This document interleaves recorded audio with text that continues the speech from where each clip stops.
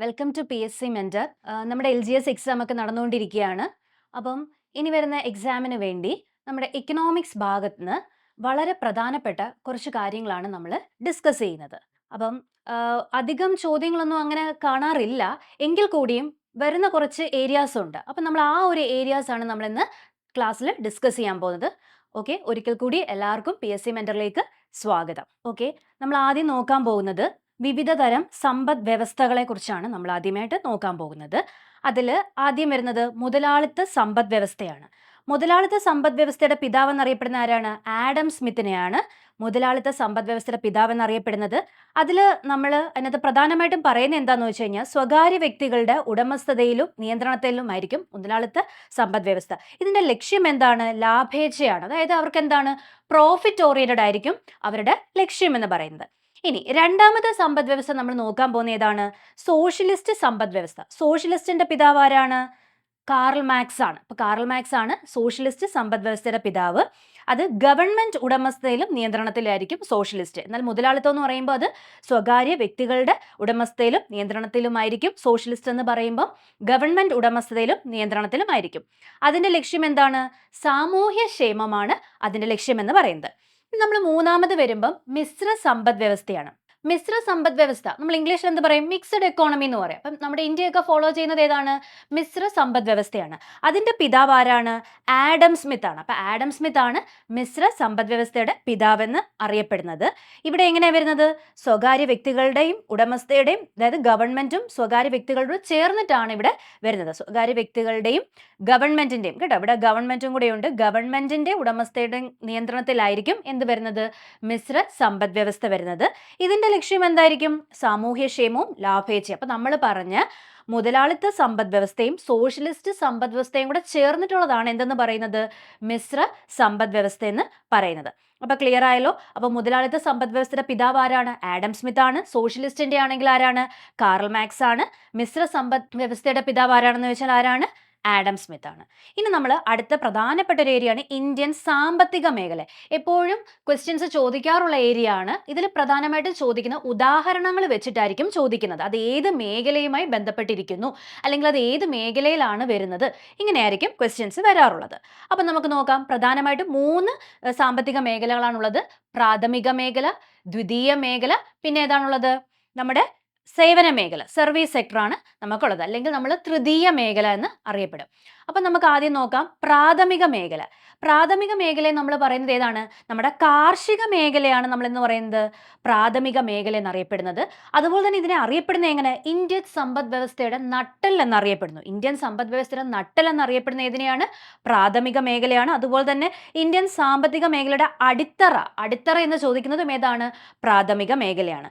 അതുപോലെ തന്നെ GDP-യിൽ കുറച്ച് സംഭാവന നൽകുന്നത് ആരാണ്? ഈ പ്രാഥമിക മേഖലയാണ്. എന്നാൽ കൂടുതൽ സംഭാവന നൽകുന്ന ആരാണ്? നമ്മുടെ തൃതീയ മേഖലയാണ്, കേട്ടോ. തൃതീയ മേഖലയാണ് കൂടുതൽ സംഭാവന നൽകുന്നത്. മനസ്സിലായല്ലോ? ഓക്കെ, ഇനി നമുക്ക് അടുത്ത ഇതിന്റെ ഉദാഹരണത്തിലേക്ക് പോകാം. അപ്പൊ പ്രാഥമിക മേഖലയിലെ ഉദാഹരണങ്ങൾ ഏതൊക്കെയാന്ന് വെച്ചാൽ കൃഷി, ഖനനം. അപ്പൊ എപ്പോഴും ചോദിക്കുന്ന ക്വസ്റ്റ്യൻ ആണ് ഖനനം ഏത് മേഖലയിൽ വരുന്നതാണെന്ന് സ്ഥിരമായി ചോദിക്കുന്നതാണ്. ഏത് മേഖലയാണ്? പ്രാഥമിക മേഖലയിലാണ് ഖനനം വരുന്നത്. പിന്നെ മൃഗപരിപാലനം, മത്സ്യബന്ധനം, വനവിഭവ ശേഖരണം, ഇതെല്ലാം എന്തിന് ഉദാഹരണമാണ്? നമ്മുടെ പ്രാഥമിക മേഖലയ്ക്ക് ഉദാഹരണമാണ്. ഇനി അടുത്ത് നമുക്ക് നോക്കാം ദ്വിതീയ മേഖല. ദ്വിതീയ മേഖല എന്ന് പറയുമ്പോൾ നമ്മുടെ വ്യാവസായിക മേഖലയാണ് ദ്വിതീയ മേഖല എന്ന് പറയുന്നത്. അതായത് നിർമ്മാണ പ്രവർത്തനങ്ങളെല്ലാം വരുന്നത് ഇതാണ്. അതുപോലെ തന്നെ സാമ്പത്തിക മേഖലയുടെ പ്രേരക ശക്തികൾ എന്നറിയപ്പെടുന്നത് ഈ ദ്വിതീയ മേഖലയാണ്. പിന്നെ ഇതിനെ അറിയപ്പെടുന്ന മറ്റൊരു പേരാണ് എന്ത്? ഉൽപ്പന്ന മേഖല. നമ്മൾ ആദ്യം പറഞ്ഞ നമ്മുടെ പ്രാഥമിക മേഖല നമ്മൾ എന്തെന്ന് അറിയപ്പെടുന്നു പറഞ്ഞു? കാർഷിക മേഖല എന്ന് അറിയപ്പെടുന്നു എന്ന് പറഞ്ഞു. അതുപോലെ തന്നെ ദ്വിതീയ മേഖല നമ്മൾ എങ്ങനെ അറിയപ്പെടുന്നത്? ഉൽപ്പന്ന മേഖല അല്ലെങ്കിൽ വ്യാവസായിക മേഖല എന്ന് അറിയപ്പെടുന്നു. അതിൽ വരുന്നതാണ് നിർമ്മാണ പ്രവർത്തനങ്ങൾ, ഓട്ടോമൊബൈല്, ഇരുമ്പ് വ്യവസായം, നമ്മുടെ എനർജി, ടെക്സ്റ്റൈൽസ്, ഇതെല്ലാം വരുന്നത് എവിടെയാണ്? നമ്മുടെ ദ്വിതീയ മേഖലയിലാണ് വരുന്നത്. ഇനി അവസാനത്തെയാണ് തൃതീയ മേഖല. തൃതീയ മേഖല നമ്മൾ അറിയപ്പെടുന്ന മറ്റൊരു പേരാണ് എന്ത്? സേവന മേഖല. സേവന മേഖല എന്നറിയപ്പെടുന്നത് ഏതാണ്? തൃതീയ മേഖലയാണ്. ഇതാണ് ഇന്ത്യയിൽ ഏറ്റവും കൂടുതൽ GDP സംഭാവന ചെയ്യുന്നത്. ഏറ്റവും കൂടുതൽ GDP സംഭാവന ചെയ്യുന്ന ഏത് മേഖലയാണെന്ന് വെച്ചാൽ ഏതാണ്? തൃതീയ മേഖലയാണ്. അതിന് ഉദാഹരണമാണ് ഇൻഷുറൻസ്, വിദ്യാഭ്യാസം, ആരോഗ്യം. അപ്പോൾ വിദ്യാഭ്യാസം ഒക്കെ ഏതിനകത്താണ് വരുന്നതെന്ന് വെച്ചാൽ ഏതിനകത്താണ് വരുന്നത്? തൃതീയ മേഖലയിലാണ് വരുന്നത്. അപ്പം ഇതാണ് നമ്മുടെ ഇന്ത്യൻ സമ്പദ്ഘടനയിൽ നമ്മൾ 3 മേഖലകളെ കുറിച്ച് നമ്മൾ പഠിച്ചത്. ഏതൊക്കെയാണ്? പ്രാഥമിക മേഖല, ദ്വിതീയ മേഖല, തൃതീയ മേഖല. പ്രാഥമിക മേഖല നമ്മൾ എങ്ങനെ അറിയപ്പെടുന്നത്? കാർഷിക മേഖലയാണ് ഇന്ത്യൻ സമ്പദ് വ്യവസ്ഥയുടെ നട്ടെല്ല് എന്നറിയപ്പെടുന്നു. പിന്നെ ദ്വിതീയ മേഖല എന്ന് പറയുമ്പോൾ ഏതാണ് നമ്മൾ പറഞ്ഞത്? വ്യാവസായിക മേഖല. പിന്നെ നമ്മൾ പഠിച്ചത് തൃതീയ മേഖലയാണ്. ഇതിനെ സേവന മേഖല എന്നും അറിയപ്പെടുന്നു. ക്ലിയർ അല്ലേ? ഇനി അടുത്ത നമ്മൾ നോക്കാൻ പോകുന്ന വളരെ പ്രധാനപ്പെട്ട ഒരു ടോപ്പിക്കാണ് ഇന്ത്യൻ സാമ്പത്തിക ആസൂത്രണം. ഇന്ത്യൻ സാമ്പത്തിക ആസൂത്രണമാണ് നമ്മൾ നോക്കുന്നത്. അപ്പം നമ്മൾ ആദ്യം നോക്കുന്നത് ഇന്ത്യൻ ആസൂത്രണത്തിന്റെ പിതാവ് ആരാണ്? എം വിശ്വേശ്വരയ്യ. എം വിശ്വേശ്വരയ്യയാണ് ഇന്ത്യൻ ആസൂത്രണത്തിന്റെ പിതാവ്. സ്ഥിരം ചോദിക്കുന്ന ക്വസ്റ്റ്യൻ ആണ്. അദ്ദേഹത്തിന്റെ പുസ്തകത്തിന്റെ പേരെന്താണ്? Planned economy for India. ഇനി കുറച്ച് വർഷങ്ങൾ നമ്മൾ നോക്കണം. 1938 എന്താ സംഭവിച്ചത്? ദേശീയ ആസൂത്രണ കമ്മിറ്റിയാണ് കേട്ടോ. ദേശീയ ആസൂത്രണ കമ്മിറ്റിയാണ് 1938. ഇനി 1944 എന്താണ്? ഗാന്ധിയൻ പ്ലാൻ. അതിന്റെ ഉപജ്ഞാതാവ് ആരാന്ന് വെച്ചാൽ ആരാണ്? എസ്.എൻ. അഗർവാൾ ആണ് കേട്ടോ. എസ്.എൻ. അഗർവാൾ ആണ് ഗാന്ധിയൻ പ്ലാന്റെ ഉപജ്ഞാതാവ്. ദെൻ അടുത്ത നമ്മൾ പഠിക്കുന്നതാണ് സർവോദയ പ്ലാൻ. സർവോദയ പ്ലാൻ എന്നാണ്? 1950 സർവോദയ പ്ലാൻ. അതിന്റെ ആളാരാണ്? ജയപ്രകാശ് നാരായണനാണ്. അപ്പൊ നമ്മൾ ഗാന്ധിയൻ പ്ലാൻ 1944 എന്ന് പറഞ്ഞു. 1944 വേറൊരു പ്ലാൻ ഏതാണ് നമ്മൾ പഠിച്ചത്? ബോംബെ പ്ലാൻ ആണ് കേട്ടോ. ബോംബെ പ്ലാൻ ആണ് 1944. ഇതിന്റെ പ്രത്യേകത എന്താ? 8 പ്രമുഖ വ്യവസായികൾ ചേർന്നിട്ടുള്ളതാണ് എന്തെന്ന് പറയുന്നത്? ബോംബെ പ്ലാൻ. അതിലുണ്ടായിരുന്ന മലയാളി ആരാണെന്ന് വെച്ചാൽ ആരാണ്? Doctor John Mathai. John Mathai ആണ് അതിലുള്ള മലയാളി എന്ന് പറയുന്നത്. പിന്നെ നമ്മൾ അടുത്ത് നോക്കുന്നത് 1945 ഒരു പ്ലാൻ ഉണ്ടല്ലോ. 1945 ഏത് പ്ലാനാണ്? പീപ്പിൾസ് പ്ലാൻ എന്ന് പറയും. അതായത് ജനകീയ പ്ലാൻ. പീപ്പിൾസ് പ്ലാൻ എന്ന് പറയും. ജനകീയ പ്ലാൻ എന്ന് പറയും. അതിന്റെ ആൾ ആരാണ്? എം.എൻ. റോയ് ആണ് കേട്ടോ. ജനകീയ പദ്ധതിയുടെ പിതാവ് ആരാന്ന് വെച്ച് കഴിഞ്ഞാൽ ആരാണ്? എം.എൻ. റോയ് ആണ്. അത് 1945. പിന്നെ സർവോദയ പ്ലാൻ എന്നാണ്? 1950 ജയപ്രകാശ് നാരായണൻ. ഇനി ആസൂത്രണ കമ്മീഷൻ എന്ന നിലയിൽ വന്നത് സ്ഥിരം ചോദിക്കുന്നതാണ്. മാർച്ച് 15, 1950. മാർച്ച് 15, 1950 ആണ് ആസൂത്രണ കമ്മീഷൻ എന്ന് പറയുന്നത്. ഇനി ആസൂത്രണ കമ്മീഷന്റെ അധ്യക്ഷൻ ആരാണ്? നിങ്ങൾക്ക് കമന്റ് ബോക്സിൽ ചാറ്റ് ചെയ്യാം. ആൻസേഴ്സ് ഒക്കെ അതിൽ മാർക്ക് ചെയ്യാം. ഓക്കെ. ആസൂത്രണ കമ്മീഷന്റെ അധ്യക്ഷൻ ആരാണ്? നമ്മുടെ പ്രധാനമന്ത്രി ആയിരിക്കും. എപ്പോഴും പ്രധാനമന്ത്രിയാണ് ആസൂത്രണ കമ്മീഷന്റെ അധ്യക്ഷൻ. ഇനി ആസൂത്രണ കമ്മീഷൻ എന്താണ്? ഒരു ഉപദേശക സമിതിയാണ്. ഭരണഘടനാ സ്ഥാപനമാണോ? അങ്ങനെയൊക്കെ ചോദിക്കും. അപ്പൊ അല്ല, ഇതെന്താണ്? ഒരു ഉപദേശക സമിതിയാണ്. അപ്പൊ ഇതിന്റെ ആദ്യത്തെ ചെയർമാൻ ആരാണ്? ജവഹർലാൽ നെഹ്റു. നമ്മുടെ ആദ്യത്തെ പ്രൈം മിനിസ്റ്റർ ആയ ജവഹർലാൽ നെഹ്റു ആണ് ഇതിന്റെ ആദ്യത്തെ ചെയർമാൻ. എന്നാൽ ആദ്യത്തെ ഉപാധ്യക്ഷൻ ആരാണ്? ഗുൽസാരിലാൽ നന്ദ. ഈ ഫാക്ട്സ് ഒക്കെ നോക്കി വെച്ചേക്ക് കേട്ടോ. സ്ഥിരം ക്വസ്റ്റ്യൻസിൽ കാണാറുള്ളതാണ്. അപ്പൊ ആദ്യ ചെയർമാൻ ആരാണ്? ജവഹർലാൽ നെഹ്റു. ആദ്യ ഉപാധ്യക്ഷൻ ആരാണ്? ഗുൽസാരിലാൽ നന്ദ. അങ്ങനെയാണെങ്കിൽ അവസാനത്തെ അധ്യക്ഷൻ ആരാണ്? നരേന്ദ്രമോദി. അവസാനത്തെ ഉപാധ്യക്ഷൻ ആരാണ്? മൊണ്ടേക് സിംഗ് അൽവാലിയ. അപ്പൊ അവസാനത്തെ അധ്യക്ഷൻ നരേന്ദ്രമോദിയാണ്. പിന്നെ അവസാനത്തെ ഉപാധ്യക്ഷൻ ആരാന്ന് വെച്ചാൽ ആരാണ്? മൊണ്ടേക് സിംഗ് അൽവാലിയ. ഇനി ഈ ആസൂത്രണം എന്ന് പറയുന്നത് നമ്മുടെ ഏത് ലിസ്റ്റിനാണ്? നമ്മുടെ ഭരണഘടനയിൽ നമ്മൾ 3 ലിസ്റ്റിനെ കുറിച്ച് പറയുന്നില്ലേ? എത്ര ലിസ്റ്റ് ഉള്ളത്? 3 list. Union list, state list, concurrent list. അപ്പൊ അതില് ഈ ആസൂത്രണം അല്ലെങ്കിൽ പ്ലാനിങ് എന്ന് പറയുന്നത് ഏത് ലിസ്റ്റിലാണ് വരുന്നതെന്ന് വെച്ചാൽ ഏത് ലിസ്റ്റിലാണ്? കൺകറന്റ് ലിസ്റ്റിലാണ് വരുന്നത്. അപ്പൊ ആസൂത്രണം എന്ന് പറയുന്നത് ഏത് ലിസ്റ്റിനകത്താണ് വരുന്നത്? കൺകറന്റ് ലിസ്റ്റിനകത്താണ് വരുന്നത്. അപ്പൊ ആസൂത്രണ കമ്മീഷന്റെ അധ്യക്ഷൻ ആരായിരിക്കും? എപ്പോഴും പ്രധാനമന്ത്രി ആയിരിക്കും. അങ്ങനെയാണെങ്കിൽ ആദ്യത്തെ അധ്യക്ഷൻ ആരാണ്? ആദ്യത്തെ അധ്യക്ഷൻ ജവഹർലാൽ നെഹ്റു ആണ്. ഉപാധ്യക്ഷൻ ആരാണ്? ഗുൽസാരിലാൽ നന്ദ. അങ്ങനെയാണെങ്കിൽ അവസാനത്തെ അധ്യക്ഷൻ ആരാണ്? നരേന്ദ്രമോദിയാണ്.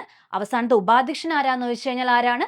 മൊണ്ടേക് സിംഗ് അൽവാലിയ. പിന്നെ നമ്മൾ ആസൂത്രണം എന്ന് പറയുന്നത് നമ്മുടെ ഭരണഘടനയിൽ ഏത് ലിസ്റ്റിനകത്താണ് വരുന്നതെന്ന് വെച്ചാൽ ഏതിനകത്താണ് വരുന്നത്?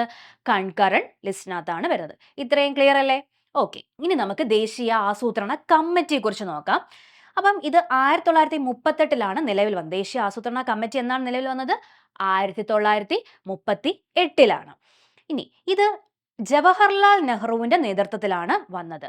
അപ്പൊ ഇത് ഏത് INC സെഷനിലാണ് ഇത് വരാനായിട്ട് കാരണമായതെന്ന് ചോദിച്ചു കഴിഞ്ഞാൽ 1938 ഹരിപുര സെഷൻ. ആ ഹരിപുര സെഷന്റെ അധ്യക്ഷൻ ആരാന്ന് വെച്ചാൽ ആരാണ്? സുഭാഷ് ചന്ദ്രബോസ്. അപ്പൊ ദേശീയ ആസൂത്രണ കമ്മിറ്റി വരുന്നത് 1938. അത് ഏത് INC സമ്മേളനത്തിനെ അടിസ്ഥാനമാക്കിയാണെന്ന് ചോദിച്ചു കഴിഞ്ഞാൽ 1938 നടന്ന ഹരിപുര സെഷനിലാണ്. ഓക്കെ അല്ലേ? ആ ഹരിപുര സെഷന്റെ അധ്യക്ഷൻ ആരാണ്? സുഭാഷ് ചന്ദ്രബോസ്. അപ്പം ദേശീയ ആസൂത്രണ കമ്മിറ്റി ആരുടെ നേതൃത്വത്തിലാണ് വന്നതെന്ന് ചോദിച്ചാൽ ജവഹർലാൽ നെഹ്റുവിന്റെ നേതൃത്വത്തിൽ. ഏത് INC സമ്മേളനമാണെന്ന് ചോദിച്ചു കഴിഞ്ഞാൽ 1938 ഏതാണ്? ഹരിപുര സെഷൻ ആണ്. ആ ഹരിപുര സെഷന്റെ അധ്യക്ഷൻ ആരാന്ന് വെച്ചാൽ ആരാണ്? സുഭാഷ് ചന്ദ്രബോസ്. ഓക്കെ അല്ലേ? ഓക്കെ. ഇനി അടുത്ത നമുക്ക് ദേശീയ വികസന സമിതിയിലോട്ട് പോകാം. നാഷണൽ ഡെവലപ്മെന്റ് കൗൺസിൽ, ദേശീയ വികസന സമിതി. ഇതിന്റെ പ്രത്യേകത എന്താ? നമ്മുടെ പഞ്ചവത്സര പദ്ധതികളിലെ 5 ഇയർ പ്ലാന് അന്തിമ അനുമതി നൽകുന്ന സ്ഥാപനമാണ് ഏത്?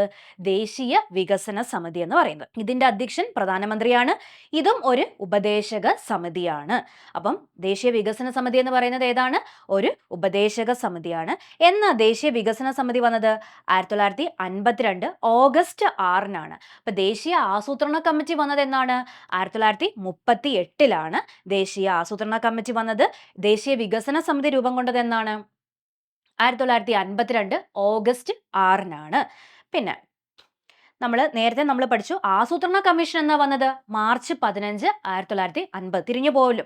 ആസൂത്രണ കമ്മീഷൻ മാർച്ച് 15, 1950-ലാണ് വരുന്നത്. ദേശീയ വികസന സമിതി 1952 ഓഗസ്റ്റ് 6-നാണ് വരുന്നത്. ഓക്കെ. ഇനി ഇതിന്റെ ആസ്ഥാനം എവിടെയാണ്? ന്യൂഡൽഹിയാണ്. ആദ്യത്തെ ചെയർമാൻ ആരാണ്? ജവഹർലാൽ നെഹ്റു ആണ്. ക്ലിയർ അല്ലേ? ഓക്കെ. ഇനി നമ്മുടെ പഞ്ചവത്സര പദ്ധതികൾ നമുക്കൊന്ന് നോക്കാം. ഇത് സ്ഥിരമായിട്ട് ചോദിക്കുന്ന എന്താണെന്ന് വെച്ച് കഴിഞ്ഞാൽ ഓരോ പദ്ധതിയുടെ കാലഘട്ടം ചോദിക്കാറുണ്ട്. അതുപോലെ തന്നെ അതിന്റെ പ്രധാന ലക്ഷ്യം എന്താണെന്നും ക്വസ്റ്റ്യൻസിൽ ചോദിക്കാറുണ്ട്. നമുക്കത് നോക്കാം. റെഡിയല്ലേ? അപ്പോൾ ഒന്നാം പഞ്ചവത്സര പദ്ധതിയുടെ കാലയളവാണ് 51-56. 1951-56 ഒന്നാം പഞ്ചവത്സര പദ്ധതിയുടെ കാലാവധി. അതിന്റെ ലക്ഷ്യം എന്താണ് നമുക്കറിയാം. കാർഷിക മേഖലയാണ് അതിന്റെ പ്രധാനമായിട്ടുള്ള ലക്ഷ്യം എന്ന് പറയുന്നത്. കാർഷിക മേഖലയുടെ സമഗ്ര വികസനമാണ് എന്തെന്ന് പറയുന്നത്? ഒന്നാം പഞ്ചവത്സര പദ്ധതിയുടെ ലക്ഷ്യം. ഇതൊക്കെ എപ്പോഴും ചോദിക്കുന്നതാണ്. അതുപോലെ തന്നെ രണ്ടാം പഞ്ചവത്സര പദ്ധതി 56-61. അതെന്താണ്? വ്യാവസായിക വികസനം. അപ്പം ഇത് രണ്ടുമാണ് തിരിച്ചും മറിച്ചും എല്ലാം ചോദിക്കുന്നത്. ഒന്നാം പഞ്ചവത്സര പദ്ധതി കാർഷിക മേഖലയ്ക്ക് ഊന്നൽ കൊടുക്കുന്നു. രണ്ടാം പഞ്ചവത്സര പദ്ധതി വ്യാവസായിക മേഖലയ്ക്ക് ഊന്നൽ കൊടുക്കുന്നു. മൂന്നാം പഞ്ചവത്സര പദ്ധതി എന്നാണ്? 61-66. ഭക്ഷ്യ സ്വയം പര്യാപ്തത, സമ്പദ്ഘടനയുടെ സ്വയം പര്യാപ്തത. അപ്പം ഭക്ഷ്യ സ്വയം പര്യാപ്തതയൊക്കെ വരുന്നത് എവിടെയാണ്? മൂന്നാം പഞ്ചവത്സര പദ്ധതിയിലാണ്. ഇനി നാലാം പഞ്ചവത്സര പദ്ധതിയുടെ കാലഘട്ടം 69-74. സ്ഥിരതയോടുകൂടിയ വളർച്ച, സ്വാശ്രയത്വം. ഇതിൽ പ്രധാനമായിട്ടുള്ള ആദ്യത്തെ 3 നോക്കുക. ഒന്നാം പഞ്ചവത്സര പദ്ധതി കാർഷിക മേഖലയ്ക്ക് ഊന്നൽ കൊടുക്കുന്നു. 1951-ലാണ് പഞ്ചവത്സര പദ്ധതി സ്റ്റാർട്ട് ചെയ്യുന്നത്. അപ്പം ഒന്നാം പഞ്ചവത്സര പദ്ധതി തുടക്കം കുറിച്ചത് ഏത് വർഷമാണെന്ന് വെച്ചാൽ ഏത് വർഷമാണ്? പറഞ്ഞേ, കമന്റ് ബോക്സിൽ ചാറ്റ് ചെയ്യുക. 1951-ലാണ്. ഇനി രണ്ടാം പഞ്ചവത്സര പദ്ധതി 56-61. അതിന് ഏതിനാണ് ഇമ്പോർട്ടൻസ് കൊടുക്കുന്നത്? ഇൻഡസ്ട്രീസിനാണ്. അത് വ്യാവസായിക വികസനങ്ങൾക്കാണ് കൂടുതൽ ഊന്നൽ കൊടുക്കുന്നത്. പിന്നെ മൂന്നാം പഞ്ചവത്സര പദ്ധതി ഭക്ഷ്യ സ്വയം പര്യാപ്തതയാണ്. ഓക്കെ. ഇനി അടുത്ത അഞ്ചാം പഞ്ചവത്സര പദ്ധതി വളരെ ഇമ്പോർട്ടൻ്റ് ആണ്. അഞ്ചാം പഞ്ചവത്സര പദ്ധതി എന്തിനു വേണ്ടിയുള്ളതാണ്? ദാരിദ്ര്യ നിർമ്മാർജ്ജനത്തിനുള്ളതാണ്. അപ്പം ആ സമയത്ത് വന്ന സ്ലോഗൻ ഏതാണ്? ഒരു ആപ്തവാക്യം ഉണ്ടായിരുന്നല്ലോ, ഗരീബി ഹട്ടാവോ. എന്താണ്? ഗരീബി ഹട്ടാവോ. അതാരാണ് ഈ സ്ലോഗൻ കോയിൻ ചെയ്തത്? ഇതിന്റെ ഉപജ്ഞാതാവ് ആരാണെന്ന് ചോദിച്ചാൽ ആരാണ്? ഇന്ദിരാഗാന്ധിയാണ്. അപ്പൊ ഗരീബി ഹട്ടാവോ അതിന്റെ ഈ സ്ലോഗൻ ഇതിന്റെ ഉപജ്ഞാതാവ് ആരാന്ന് വെച്ച് കഴിഞ്ഞാൽ ആരാണ്? ഇന്ദിരാഗാന്ധിയാണ്. അഞ്ചാം പഞ്ചവത്സര പദ്ധതി ദാരിദ്ര്യ നിർമ്മാർജ്ജനവുമായിട്ട് ബന്ധപ്പെട്ടാണ്. ഇതുമായിട്ട് ബന്ധപ്പെട്ട് ഇന്ദിരാഗാന്ധി കൊണ്ടുവന്നൊരു പ്രോഗ്രാമാണ് 20 ദിന പരിപാടികൾ എന്ന് പറയും. നമ്മൾ എന്താ പറഞ്ഞേ? 20 ദിന പരിപാടി. 20 ദിന പരിപാടി എന്തുമായിട്ട് ബന്ധപ്പെട്ടിരിക്കുന്നു വെച്ച് കഴിഞ്ഞാൽ അഞ്ചാം പഞ്ചവത്സര പദ്ധതിയിൽ ദാരിദ്ര്യ നിർമ്മാർജ്ജനവുമായിട്ട് ബന്ധപ്പെട്ട് ഇന്ദിരാഗാന്ധി കൊണ്ടുവന്നതാണ് ഇത് 20 ദിന പരിപാടി എന്ന് പറയുന്നത്. ഇനി ആറാം പഞ്ചവത്സര പദ്ധതി 80-85 കാലഘട്ടങ്ങളിലാണ്. കാർഷിക വ്യാവസായിക മേഖലകളുടെ അടിസ്ഥാന സൗകര്യങ്ങൾ മെച്ചപ്പെടുത്തൽ. ഏഴാം പഞ്ചവത്സര പദ്ധതി എന്താണ്? 85-90-ലാണ്. ആധുനികവൽക്കരണം, തൊഴിലവസരങ്ങളുടെ വർധനവ്. എട്ടാം പഞ്ചവത്സര പദ്ധതി 92-97 മാനവശേഷി വികസനം. ഏത് പഞ്ചവത്സര പദ്ധതിയാണ്? എട്ടാം പഞ്ചവത്സര പദ്ധതി. ഇനി ഒൻപതാം പഞ്ചവത്സര പദ്ധതി 97-2002 ഗ്രാമീണ വികസനവും വികേന്ദ്രീകൃത ആസൂത്രണവും. പത്താം പഞ്ചവത്സര പദ്ധതി 2002-7 മൂലധന നിക്ഷേപം വർദ്ധിപ്പിക്കുക. പത്താം പഞ്ചവത്സര പദ്ധതിയുടെ ലക്ഷ്യമാണ് മൂലധന നിക്ഷേപം വർദ്ധിപ്പിക്കുക. 11-ാം പഞ്ചവത്സര പദ്ധതി എന്താണ്? മുഴുവൻ ജനവിഭാഗങ്ങളുടെ സമഗ്ര വികസനം. 2007-12-ലാണ് വന്നത് കേട്ടോ. 11-ാം പഞ്ചവത്സര പദ്ധതി 2007-2012 കാലഘട്ടത്തിലാണ്. മുഴുവൻ ജനവിഭാഗങ്ങളുടെയും സമഗ്ര വികസനമാണ് അതിൽ പറയുന്നത്. ഇനി 12-ാം പഞ്ചവത്സര പദ്ധതി എന്നാണ്? 2012-2017 സുസ്ഥിര വികസനമാണ് ലക്ഷ്യം. 12-ാം പഞ്ചവത്സര പദ്ധതിയൊക്കെ എപ്പോഴും ചോദിക്കുന്നതാണ്. 11-ാം പഞ്ചവത്സര എന്താ പറഞ്ഞത്? മുഴുവൻ ജനവിഭാഗങ്ങളുടെയും സമഗ്ര വികസനമാണ്. 12-ാം പഞ്ചവത്സര പദ്ധതി 2012-17 കാലഘട്ടമാണ് സുസ്ഥിര വികസനം. ഓക്കെ. ഇനി നമ്മുടെ ഈ ഓരോ 5 ഇയർ പ്ലാന്റെ പഞ്ചവത്സര പദ്ധതിയുടെ മറ്റ് പേരുകളൊന്നും നമുക്ക് നോക്കി വെച്ചേക്കാം. സ്ഥിരം ചോദിക്കാറുള്ളതാണ്. ഒന്നാം പഞ്ചവത്സര പദ്ധതി അറിയപ്പെടുന്ന മറ്റൊരു പേരാണ് ഹാരോഡോമർ മോഡൽ. ഹാരോഡോമർ മോഡൽ എന്നറിയപ്പെടുന്ന പഞ്ചവത്സര പദ്ധതി ഏതാണ്?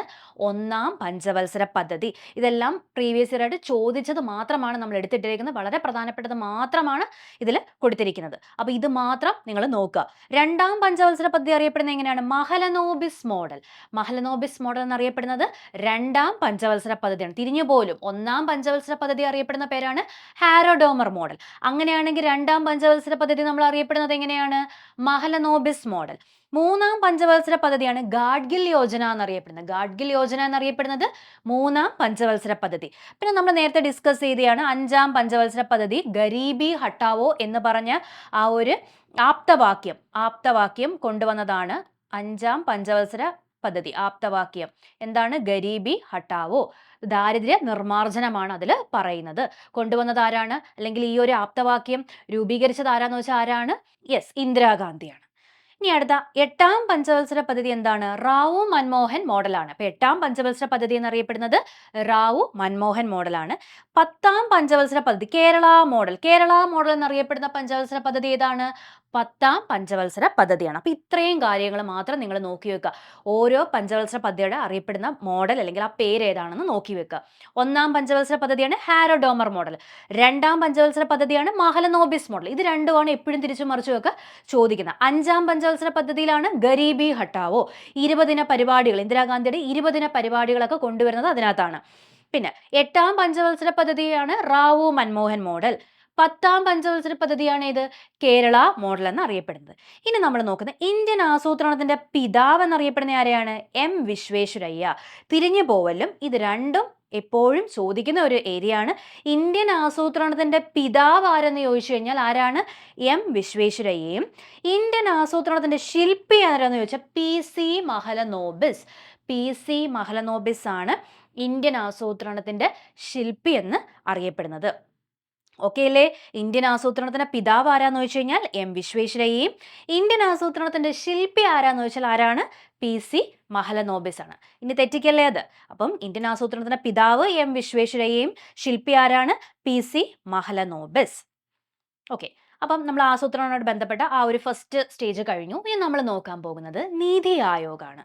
അപ്പം നീതി ആയോഗ് ആർക്ക് പകരം വന്നതാണ്? നമ്മുടെ ആസൂത്രണ കമ്മീഷനെ റിപ്ലേസ് ചെയ്തുകൊണ്ട് വന്ന ആളാണ് ആര്? നീതി ആയോഗ് എന്ന് പറയുന്നത്. നിലവിൽ വന്നത് 2015 ജാനുവരി 1. സ്ഥിരം ചോദിക്കുന്നതാണ് കേട്ടോ. 2015 ജാനുവരി 1 നീതി ആയോഗ് നിലവിൽ വന്നത്. അതിൻ്റെ ആ എക്സ്പാൻഡഡ് ഫോം എന്താണ്?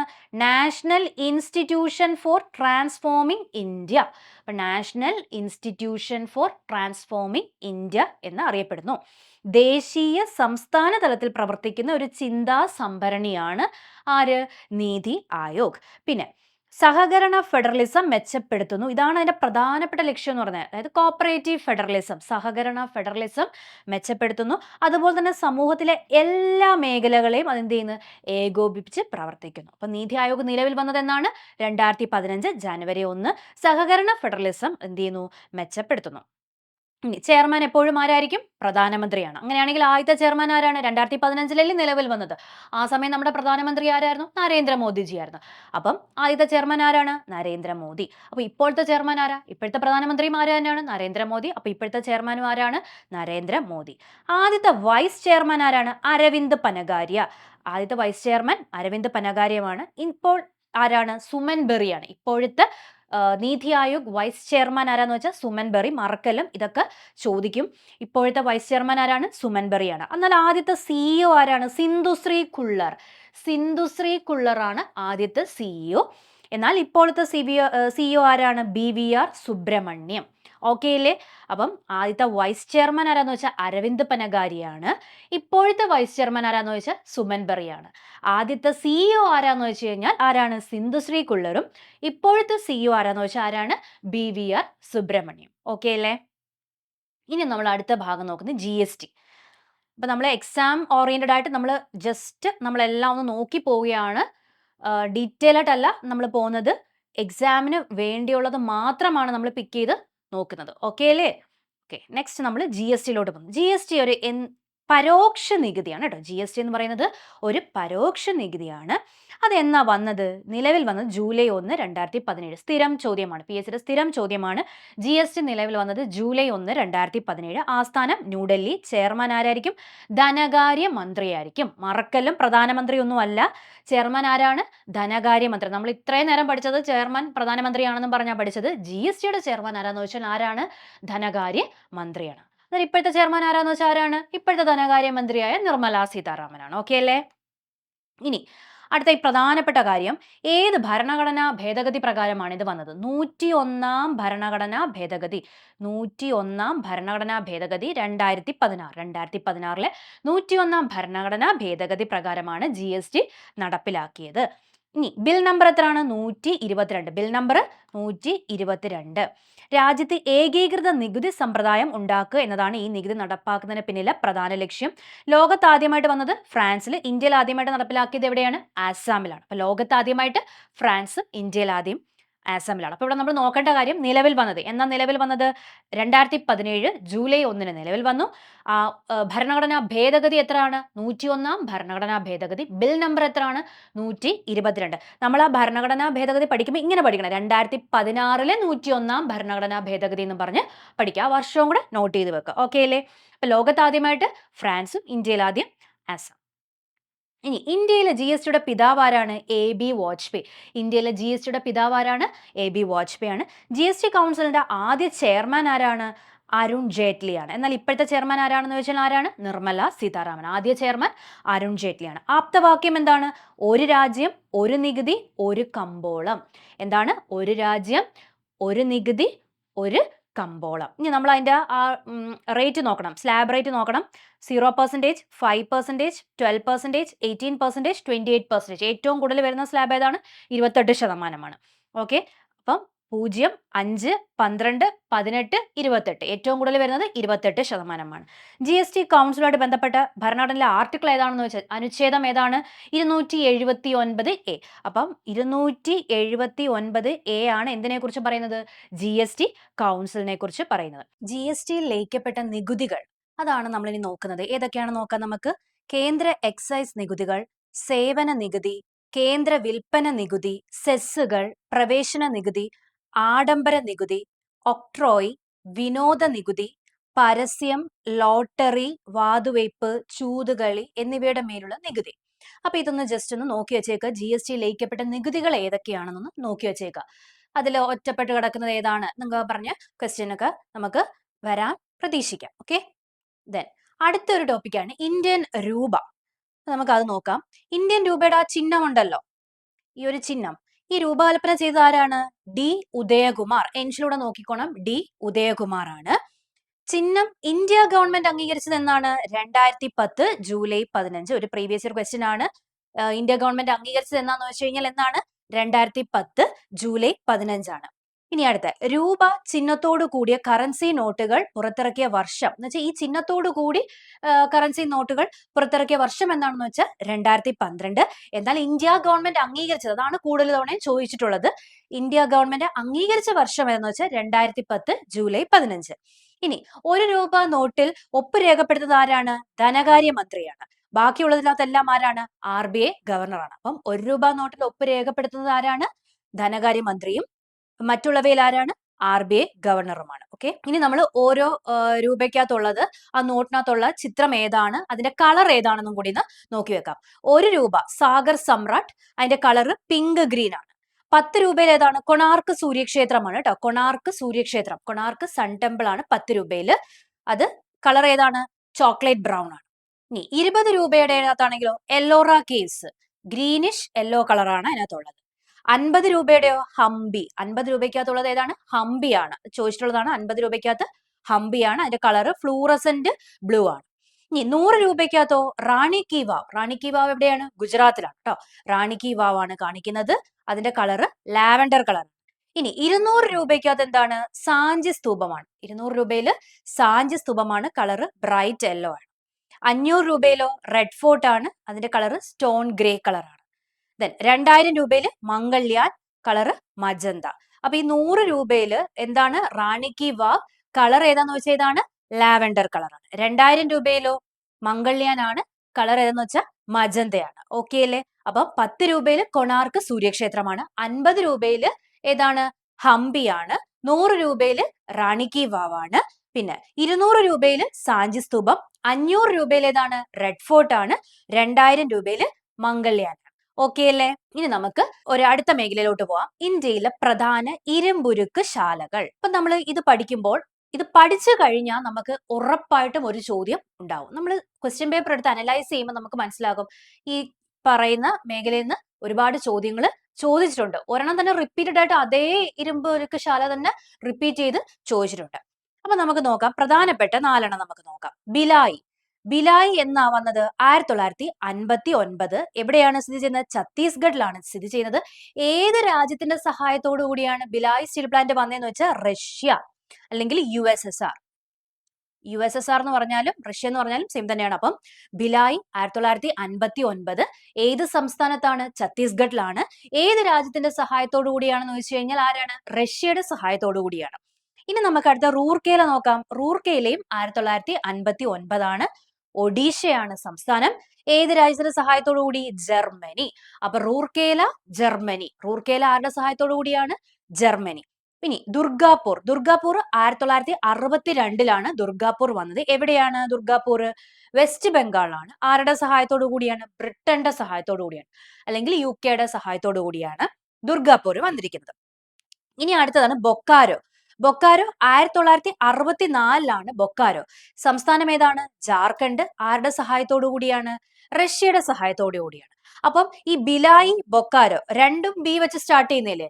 അതിന്റെ രണ്ടിന്റെയും ആരുടെ സഹായത്തോടു കൂടിയാണെന്ന് ചോദിച്ചു കഴിഞ്ഞാൽ റഷ്യയുടെ സഹായത്തോടു കൂടിയാണ്. അപ്പൊ ഭിലായും ബൊക്കാരോയും ആരുടെ സഹായത്തോടു കൂടിയാണെന്ന് ചോദിച്ചു കഴിഞ്ഞാൽ ആരുടെ സഹായത്തോടു കൂടിയാണ്? റഷ്യയുടെ സഹായത്തോടു കൂടിയാണ്. ഓക്കെ അല്ലേ? റൂർക്കേല ജർമ്മനി. ദുർഗാപൂർ ആരുടെ സഹായത്തോടു കൂടിയാണ്? ബ്രിട്ടൻ. ഭിലായ് ഏത് സംസ്ഥാനത്താന്ന് ചോദിച്ചാൽ എവിടെയാണ്? ഛത്തീസ്ഗഡിലാണ്. റൂർക്കേല എവിടെയാണ്? ഒഡീഷ. ദുർഗാപൂർ എവിടെയാണ്? വെസ്റ്റ് ബംഗാൾ. ആൻഡ് ബൊക്കാരോ എവിടെയാണ്? ജാർഖണ്ഡ്. ഓക്കെ അല്ലേ? ഇനി നമ്മൾ ഇവിടെ നോക്കുമ്പോൾ ഈ ഭിലായ്, റൂർക്കേല, ദുർഗാപൂർ ഇത് മൂന്നും വന്നത് നമ്മുടെ രണ്ടാം പഞ്ചവത്സര പദ്ധതിയിലാണ്. അപ്പൊ സെക്കൻഡ് 5 ഇയർ പ്ലാനിലാണ്. സെക്കൻഡ് 5 ഇയർ പ്ലാനിലാണ് ഭിലായ്, റൂർക്കേല, ദുർഗാപൂർ വന്നിരിക്കുന്നത്. എന്നാൽ ബൊക്കാരോ ഏത് 5 ഇയർ പ്ലാനിലാണെന്ന് ചോദിച്ചു കഴിഞ്ഞാൽ ബൊക്കാരോ മൂന്നാമത്തെ 5 ഇയർ പ്ലാനിലാണ് വന്നിരിക്കുന്നത്. അപ്പം ഭിലായ്, റൂർക്കേല, ദുർഗാപൂർ ഇത് രണ്ടാം പഞ്ചവത്സര പദ്ധതിയിലാണ് വന്നിരിക്കുന്നതെങ്കിൽ ബൊക്കാരോ മൂന്നാം പഞ്ചവത്സര പദ്ധതിയിലാണ്. വേണമെങ്കിൽ പ്രസ്താവന രീതിയിൽ ചോദിക്കാം, ഈ പറഞ്ഞ 4 എണ്ണവും രണ്ടാം പഞ്ചവത്സര പദ്ധതിയിലാണ് വന്നിരിക്കുന്നതെന്ന്. കാരണം നമുക്ക് തെറ്റിദ്ധരിക്കാം. നമ്മൾ പഠിക്കുന്നുണ്ടല്ലോ രണ്ടാം പഞ്ചവത്സര പദ്ധതി എന്തിനാണ് കൂടുതൽ ഊന്നൽ കൊടുത്തത്? വ്യവസായത്തിനാണ് കൂടുതൽ മുൻതൂക്കം കൊടുത്തത്. അപ്പൊ നമ്മൾ വിചാരിക്കും ഇതിനകത്തായിരിക്കും ഇതെല്ലാം വരുന്നത്. പക്ഷെ ബൊക്കാരോ വരുന്നത് മൂന്നാം പഞ്ചവത്സര പദ്ധതിയിലാണ്. തെറ്റിപ്പോകലും. ഓക്കെ അല്ലേ? സ്വകാര്യ മേഖലയിൽ ഏറ്റവും വലുത് ഏതാണെന്ന് വെച്ചാൽ ഏതാണ്? ടാറ്റ അയൺ ആൻഡ് സ്റ്റീൽ കമ്പനിയാണ് സ്വകാര്യ മേഖലയിൽ ഏറ്റവും വലുത്. എന്നാൽ പൊതുമേഖലയിൽ ആദ്യം വന്നത് ഏതാന്ന് വെച്ച് കഴിഞ്ഞാൽ Indian iron and steel company. പൊതുമേഖലയിൽ ആദ്യം വന്നത് ഏതാന്ന് വെച്ച് കഴിഞ്ഞാൽ Indian iron and steel company. സ്വകാര്യ മേഖലയിൽ ഏറ്റവും വലുത് ഏതാന്ന് വെച്ച് കഴിഞ്ഞാൽ ടാറ്റ അയൺ ആൻഡ് സ്റ്റീൽ കമ്പനിയാണ്. ഇനി വിശ്വേശ്വരയ്യ അയൺ ആൻഡ് സ്റ്റീൽ കമ്പനിയുടെ പ്രത്യേകത എന്താണ്? ദക്ഷിണ ഇന്ത്യയിലെ ആദ്യത്തത്. എവിടെ Visvesvara iron and steel company സ്ഥിതി ചെയ്യുന്നത്? കർണാടകയിലാണ് അല്ലെ? കർണാടകയിലാണ് Visvesvaraya iron and steel company ഉള്ളത്. അത് ദക്ഷിണ ഇന്ത്യയിലെ ആദ്യത്തെ അയൺ ആൻഡ് സ്റ്റീൽ കമ്പനിയാണ്. ഓക്കെ അല്ലേ? അപ്പൊ സ്വകാര്യ മേഖലയിൽ ഏറ്റവും വലുത് ഏതാന്ന് വെച്ചാൽ Tata iron and steel company. പൊതുമേഖലയിൽ ആദ്യം ഏതാന്ന് വെച്ചാൽ ഇന്ത്യൻ അയൺ ആൻഡ് സ്റ്റീൽ കമ്പനിയാണ്. ദക്ഷിണ ഇന്ത്യയിൽ ആദ്യത്തെ ഏതാന്ന് വെച്ച് കഴിഞ്ഞാൽ ഏതാണ്? Visvesvaraya iron and steel company. എവിടെയാണ് സ്ഥിതി ചെയ്യുന്നത്? കർണാടകയിലാണ്. ഇനി നമ്മൾ പഠിക്കാൻ പോകുന്നത് പ്രധാന ആണവോർജ നിലയങ്ങൾ. ഇതും സ്ഥിരം ചോദിക്കുന്നതാണ്. പ്രധാന ആണവോർജ നിലയങ്ങൾ. അപ്പൊ ആണവോർജത്തിന്റെ പേര് പറയും, അത് ഏത് സംസ്ഥാനത്താണ്, അതാണ് നിങ്ങൾ പഠിച്ചിരിക്കേണ്ടത്. അപ്പൊ നമുക്ക് നോക്കാം. ഓക്കെ, താരാപൂർ എവിടെയാണ്? താരാപൂർ മഹാരാഷ്ട്രയിലാണ്. റാവത് ഭട്ട എവിടെയാണ്? രാജസ്ഥാനിലാണ്. ഇനി കൽപ്പാക്കം, കൂടംകുളം ഇത് രണ്ടും എവിടെയാണ്? തമിഴ്നാട്ടിലാണ് കേട്ടോ. കൽപ്പാക്കം, കൂടംകുളം എവിടെയാണ്? തമിഴ്നാട്ടിലാണ്. കൈഗ എവിടെയാണ്? കർണാടകയിലാണ്. കക്രപ്പാറ എവിടെയാണ്? ഗുജറാത്തിലാണ്. ഗുജറാത്ത്. നറോറ എവിടെയാണ്? UP-യിലാണ്, ഉത്തർപ്രദേശിലാണ്. അപ്പം താരാപൂർ എവിടെയാണ്? മഹാരാഷ്ട്ര. റാവത് ഭട്ട രാജസ്ഥാനിലാണ്. കൽപ്പാക്കവും കൂടംകുളവും എവിടെയാണ്? തമിഴ്നാടാണ്. കൈഗ കർണാടകയിലാണ്. കക്രപ്പാറ ഗുജറാത്ത്. നറോറ UP, ഉത്തർപ്രദേശ്. അപ്പൊ ഇത് പഠിച്ചിരിക്കണം കേട്ടോ. ഇനി ഇന്ത്യയിലെ പ്രധാന എണ്ണ ശുദ്ധീകരണശാലകൾ നമുക്ക് നോക്കാം. അമ്പലമുകൾ എവിടെയാണ്? കേരളത്തിലാണ്. കൊയാലി എവിടെയാണ്? ഗുജറാത്തിലാണ്. ഹാൽദിയ എവിടെയാ? വെസ്റ്റ് ബംഗാൾ. ബറൗണി എവിടെയാണ്? ബീഹാറിലാണ്.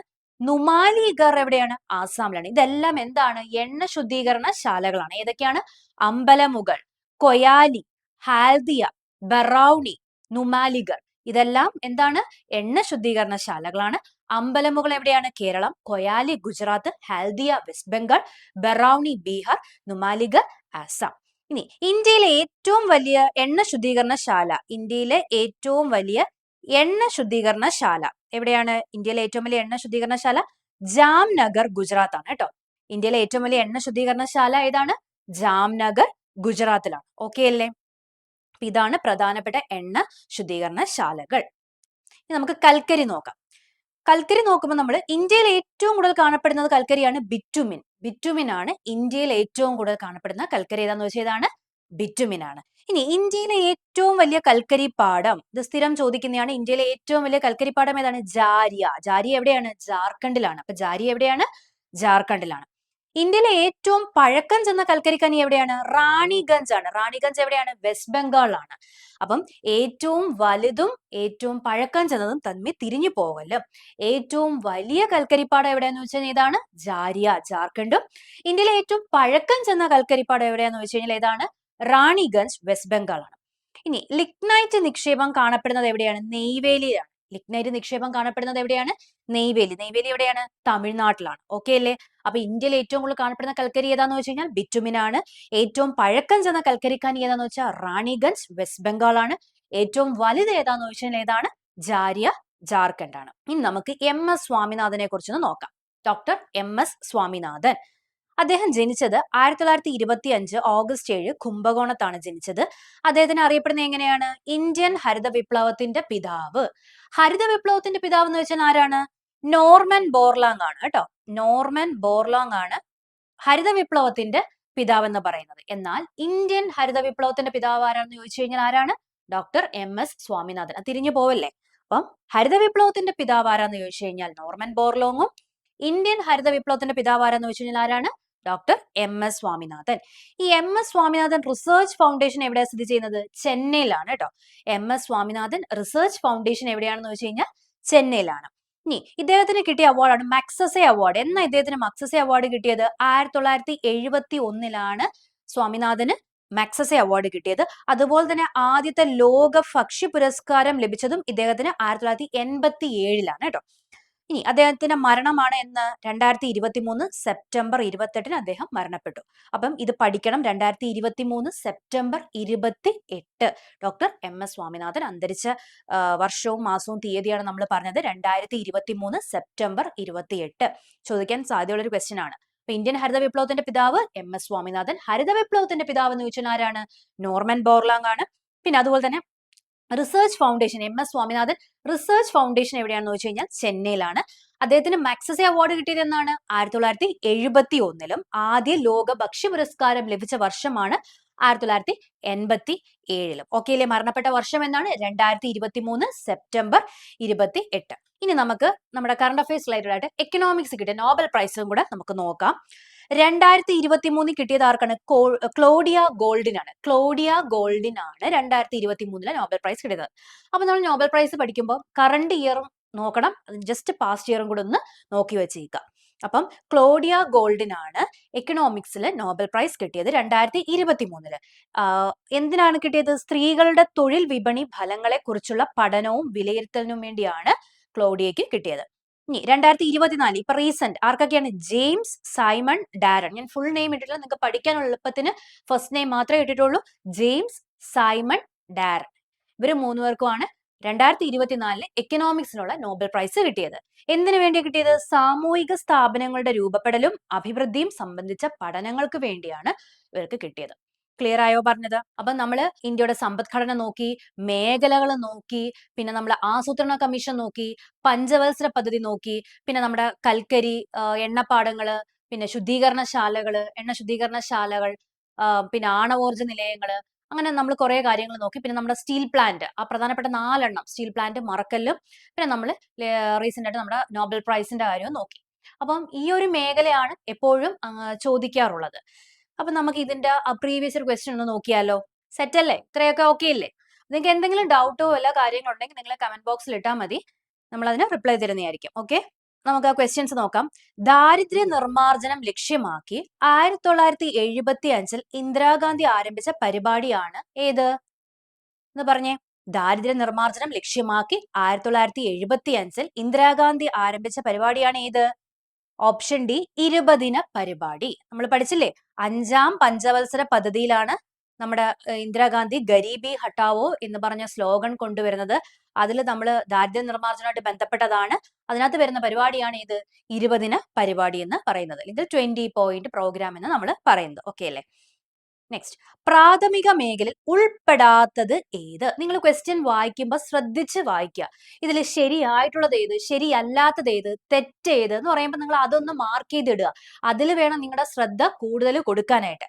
അപ്പൊ പ്രാഥമിക മേഖലയിൽ ഉൾപ്പെടാത്തത് ഏതെന്നാണ് ചോദിച്ചിട്ടുള്ളത്. അപ്പൊ കൃഷി എന്നൊക്കെ കാണുമ്പോൾ ആദ്യം കയറി ചാടി ഒന്നും എഴുതല്ലോ.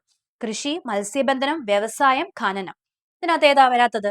വ്യവസായമാണ്. നമ്മൾ പറഞ്ഞു ഖനനമൊക്കെ ഇതിനകത്ത് വരുന്നതാണ്, നമ്മുടെ പ്രാഥമിക മേഖലയിൽ വരുന്നുണ്ട്. വ്യവസായം ഏതിനകത്താ വരുന്നത്? ദ്വിതീയ മേഖലയിൽ വരുന്നതാണ്. ഓക്കെ, അപ്പൊ ഇതിന്റെ ഉത്തരം ഓപ്ഷൻ സി ആണ്, വ്യവസായം. താഴെ തന്നിരിക്കുന്ന പ്രസ്താവനയിൽ ശരിയായത് കണ്ടെത്തുക. താഴെ തന്ന പ്രസ്താവനയിൽ ശരിയായത്, ശരിയാണ് നമ്മൾ നോക്കേണ്ടത്.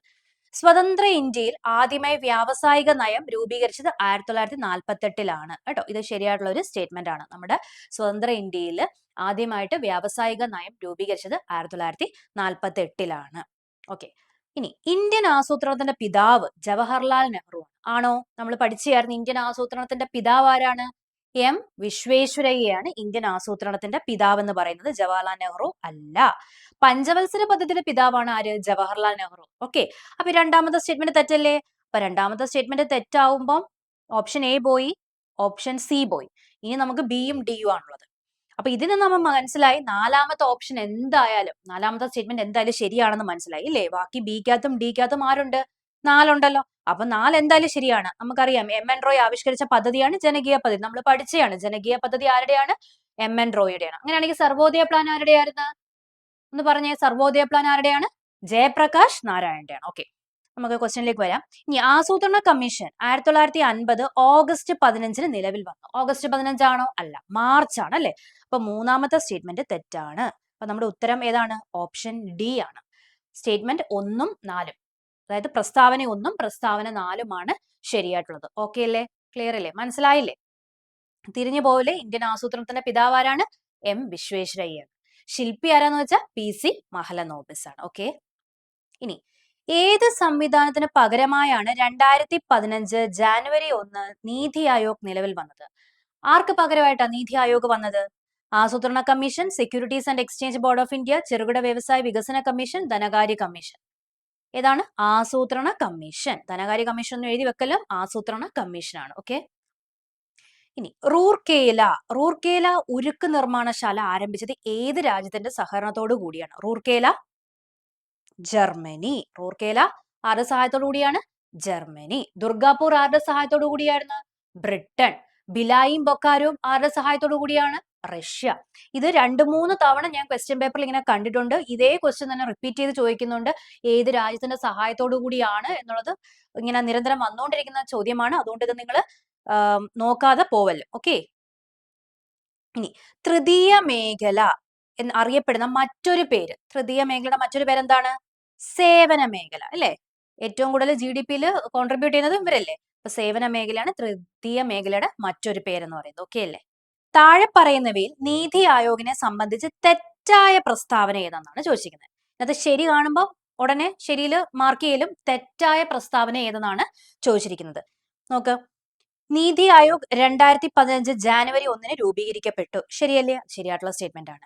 ഇന്ത്യ ഗവൺമെന്റിന്റെ പ്രധാന പരിപാടിയെ ചിന്താ സംഭരണി തിങ്ക് ടാങ്ക് ആണ് നീതി ആയോഗ്. ശരിയല്ലേ? നീതി ആയോഗ് സഹകരണ ഫെഡറലിസത്തെ പ്രോത്സാഹിപ്പിക്കുന്നു. ശരിയല്ലേ? നീതി ആയോഗ് ഒരു ഭരണഘടനാ സംവിധാനമാണ്. ആണോ? അല്ല, ഇതൊരു ഉപദേശക സമിതിയാണ്. അപ്പൊ ഇതിൽ തെറ്റായിട്ടുള്ള പ്രസ്താവന ഏതാണ്? ഓപ്ഷൻ ഡി ആണ്. ഓക്കെ അല്ലേ? അപ്പൊ ഇങ്ങനെയൊക്കെയാണ് ചോദ്യങ്ങൾ വരാറുള്ളത്. പിന്നെ പഞ്ചവത്സര പദ്ധതിയിൽ നിന്നും ചോദ്യങ്ങൾ വന്നിട്ടുണ്ട്. ഓരോ പഞ്ചവത്സര പദ്ധതിയുടെ ലക്ഷ്യം എന്താണ്? പ്രത്യേകിച്ച് ഒന്നാമത്തെയും രണ്ടാമത്തെയാണ് ചോദിച്ചിട്ടുള്ളത്. പിന്നെ കാലഘട്ടങ്ങൾ തന്നിട്ട് ഈ ഇപ്പം ഒന്നാം പഞ്ചവത്സര പദ്ധതി ഏത് കാലഘട്ടത്തിലാണ് എന്ന് പറഞ്ഞ് കാലഘട്ടവും തന്നിട്ട് അതിന്റെ കൂടെ അതിന്റെ ആ ഒരു ലക്ഷ്യവും തന്നിട്ടുണ്ട്. അപ്പൊ നമ്മൾ വിചാരിക്കും രണ്ടാം പഞ്ചവത്സര പദ്ധതി കാലഘട്ടം മാറ്റി തന്നിട്ട് ലക്ഷ്യം കറക്റ്റ് ആയിട്ട് തരും. അപ്പൊ നമ്മൾ ആ സ്റ്റേറ്റ്മെന്റ് നമ്മൾ ആ വർഷം നമ്മൾ അതിന് കൂടുതൽ കോൺസെൻട്രേഷൻ കൊടുക്കാതെ പഞ്ചവത്സര പദ്ധതി രണ്ടും അതുപോലെ തന്നെ അതിന്റെ ലക്ഷ്യത്തിന് നമ്മൾ ഊന്നൽ കൊടുത്തിട്ട് അതങ്ങ് കറക്റ്റ് ആയിട്ട് മാർക്ക് ചെയ്യും. സോ എല്ലാം ശ്രദ്ധിച്ച് വായിക്കുക. ഓക്കെ, അപ്പൊ നമ്മുടെ ഇക്കണോമിക്സിന്റെ ഒരു പ്രധാനപ്പെട്ട ഏരിയാസിനെ കുറിച്ചുള്ള ഒരു വിശകലനമാണ് ഇപ്പൊ കഴിഞ്ഞിരിക്കുന്നത്. എല്ലാവരും നന്നായിട്ട് പരീക്ഷ എഴുതുക. നിങ്ങളിത് കണ്ട് മനസ്സിലാക്കുക. ഈ വീഡിയോ കാണുന്നതോടൊപ്പം തന്നെ നിങ്ങൾ എന്ത് ചെയ്യുക, അതിന്റെ കൂടെ പഠിച്ചു പോകുക. ഇനി പ്രത്യേക സമയം എക്കണോമിക്സിന് വേണ്ടി ചെലവഴിക്കലും നമ്മൾ മാക്സിമം കാര്യങ്ങൾ ഇതിനകത്ത് പറഞ്ഞിട്ടുണ്ട്. ഓക്കെ, അപ്പം നന്നായിട്ട് പഠിക്കുക. All the best for your exam. Thank you.